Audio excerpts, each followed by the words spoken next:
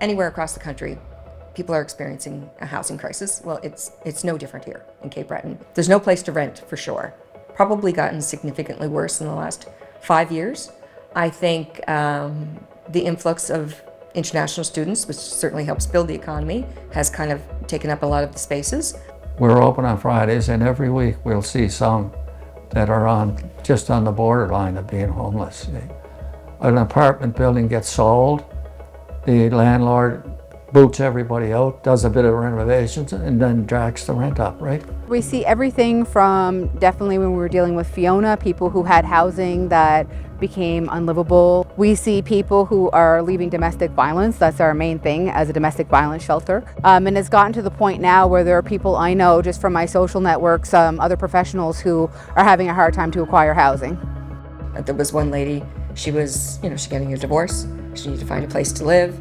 They were going to have to sell the house. Her husband also had to find a place to live, and there was nothing available. And these are professionals making, decent money. And I'm talking like social workers and doctors and nurses that are having difficulty finding places to live. So you can imagine if they're finding places to live, people who are working for minimum wage, what's available for them. The minimum wage in Nova Scotia is $15 an hour.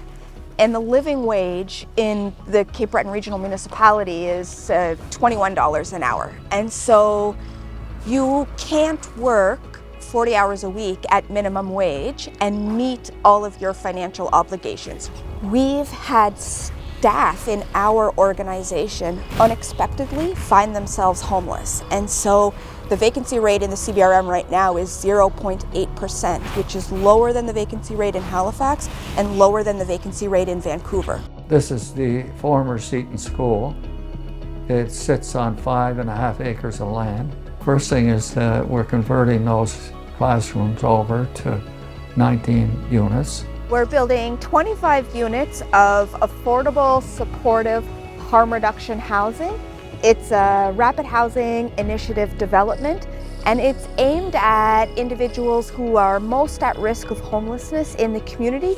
Housing crises are happening in communities big and small, and they require us to change. They require communities to change. Communities are going to look different. They're going to be more diverse, they're going to be more integrated, and so resistance, yes. Expected, yes. Worked through it, yes. So happy to be now in this stage of constructing and planning operations and looking forward to tenants moving in. I have a lady who's worked 44 years, full-time, minimum wage job.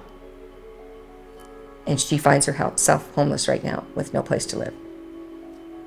It just doesn't seem fair that she has to, after working her whole life, to wind up in a shelter or on the street.